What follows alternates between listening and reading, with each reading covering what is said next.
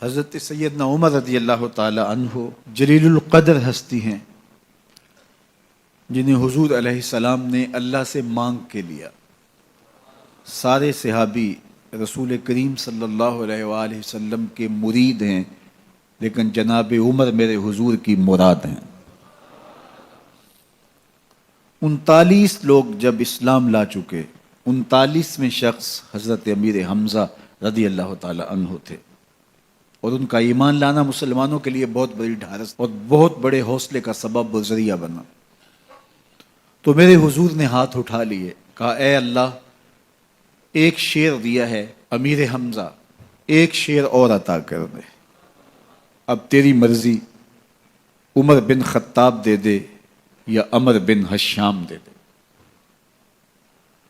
حضور دعائیں مانگ رہے ہیں، اور یہ ہاتھ میں تلوار لیے غیظ و غضب سے بھرے ہوئے گھر سے نکلتے ہیں کہ بانی اسلام کا چراغ ہی بجھا دینا ہے۔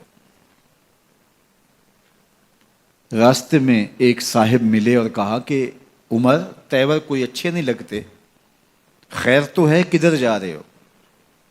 کہا چراغ اسلام بجھانے جا رہا ہوں، یہ روز کا مسئلہ ختم ہونے لگا ہے میرے ہاتھوں۔ مسکرا کے بولے گھر کی خبر تو لو۔ کہا میرے گھر کو کیا ہوا؟ کہا تمہاری بہن فاطمہ بھی نوکر بن گئی ہے رسول اللہ صلی اللہ علیہ وسلم کی۔ غصے سے بھرے ہوئے اپنی بہن کے گھر کا رخ کرتے ہیں، اندر سے قرآن پڑھنے کی آواز آ رہی ہے، غصہ اور بڑھ جاتا ہے، دروازے کو زور زور سے کھٹکھٹاتے ہیں۔ اہل خانہ سمجھ گئے ماجرا کیا ہے، گرجدار آواز ہے جناب عمر کی، دروازہ کھولو۔ جلدی سے معلم کو چھپا دیا اور بہن آگے بڑھ کے دروازہ کھولا۔ کہا تم سابی ہو گئے ہو، دین چھوڑ دیا تم نے، بتوں کی وفا ترک کر دی اور بے تحاشا مارنا شروع کیا۔ بہن کا سر پھٹ جاتا ہے، خون بہنے لگتا ہے، اور یہ مارتے چلے جاتے ہیں۔ فاطمہ بنت خطاب بولی عمر تم خطاب کے بیٹے ہو، سنو میں بھی خطاب کی بیٹی ہوں، جو ظلم جو جبر کرنا ہے کرو، میں محمد عربی کا دامن نہیں چھوڑوں گی۔ سوچنے پہ مجبور ہو جاتے ہیں وہ کون سی طاقت ہے جس نے بجلیاں بھر دی اس کے اندر۔ کہا جو تم پڑھ رہے تھے مجھے بھی سنا سکتے ہو؟ کہا تمہیں غسل کرنا ہوگا۔ عمر اپنے بدن کو دھو رہے ہیں، میرا رب دل دھو رہا ہے۔ اتنے میں معلم بھی قرآن لے کر آ جاتے ہیں اور قرآن کی تلاوت ہونے لگتی ہے۔ طٰہٰ ما انزلنا علیک القرآن لتشقیٰ، 14ویں رات کے محبوب چاند، ہم نے قرآن اس لیے نازل تو نہیں کیا تھا کہ تم مشقت میں پڑ جاؤ۔ بے تاب ہو گئے، کہا عمر کی عمر برباد ہو گئی، مجھے لے چلو حضور کی چوکھٹ پہ۔ تلوار حمائل کی ہے، بہنوئی ساتھ ہیں،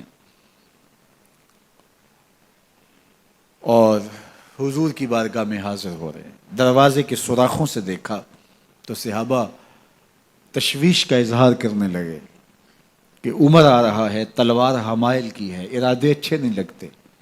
جناب امیر حمزہ نے کہا دروازہ کھول دو، اچھی نیت سے آیا تو استقبال کریں گے، نیت اچھی نہیں ہے تو اس کی تلوار سے اس کی گردن کاٹ دیں گے۔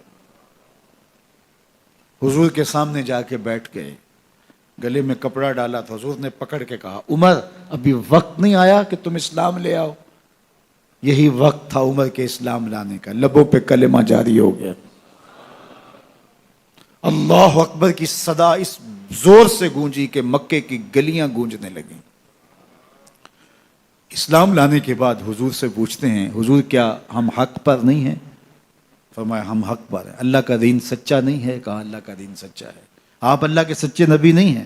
فرمایا میں اللہ کا سچا نبی ہوں۔ تو کہا پھر ہم چھپ کے عبادت کیوں کریں؟